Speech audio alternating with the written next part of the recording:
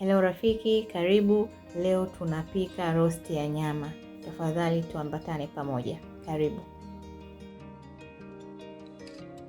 Anza kwa kukata nyama, isafishe vizuri, and then injika jikoni kwa ajili ya kuichemsha hadi inaiva. Hakikisha unaweka chumvi, usisahau.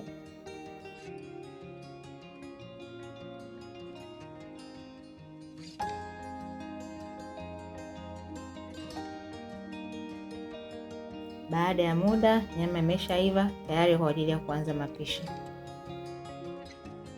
Mahitaji ni kama hivyo tunavyoona, pamoja na spices.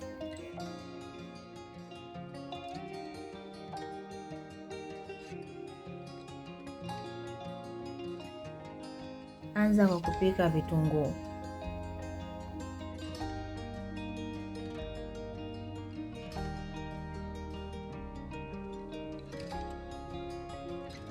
Kabla havijaiva vizuri, weka nyama. Hakikisha unakaanga nyama pamoja na vitunguu viive vyote kwa pamoja, bila kusahau kitunguu saumu. Kaanga vyote kwa pamoja hadi unahakikisha vinakuwa rangi ya kahawia.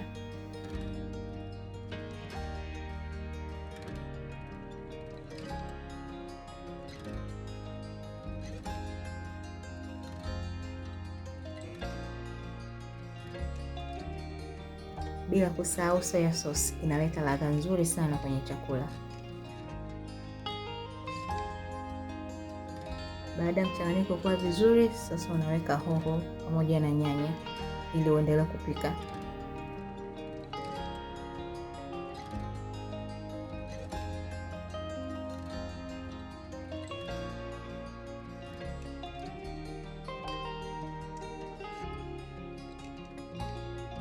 Baada ya mboga kuchemka, sasa ni wakati wa kuweka spices zetu ambazo nimetumia garam masala pamoja na curry powder.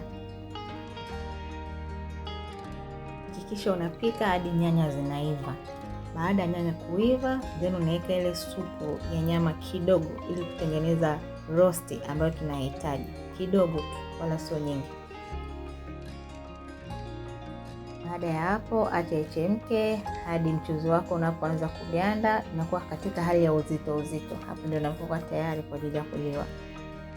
Unavyoiona roast yetu tayari kwa ajili ya kuliwa. Niliandaa pamoja na ugali na chakula kilikuwa kitamu sana. Natumai na cha kwako pia kilikuwa kizuri na kitamu. So yeah, asante sana and see you on my next video. Asante, bye bye.